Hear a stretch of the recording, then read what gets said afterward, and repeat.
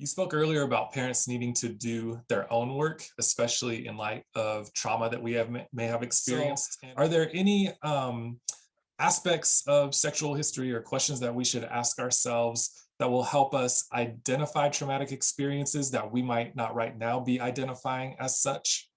Yeah, I mean, I think that, I have my book, the No Shame book, and I really talk a lot about what are the specific questions you should be asking yourself. And some of them are things like, you know, my family and what I know of their sexual history. Like what do I Mm, know about my father's sexual history, my mother's, my grandmother's? Like, what have I been told? Can I find out? Can I ask them?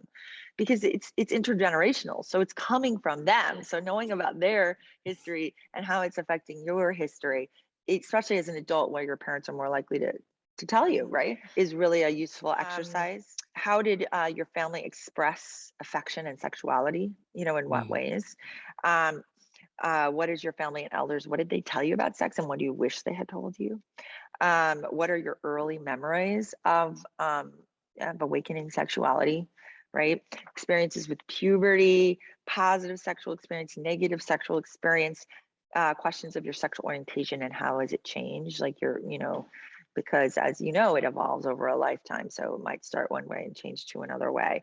Um, History of unwanted pregnancies or, those kinds of things. You want to kind of what are your values around monogamy or honesty or fidelity or sexual boundaries? So these are the kinds of questions you want to start asking yourself. And then you start to want to, reframe, like, what are you going to then pass down of that stuff to your kids? Like, what are the pearls? And that's something I call cognitive reframing. And it's a really old, not really old, but it is an incredibly powerful psychological tool invented by Aaron Beck. So, we can talk more about cognitive reframing because I think it's really important when it comes to passing these things down.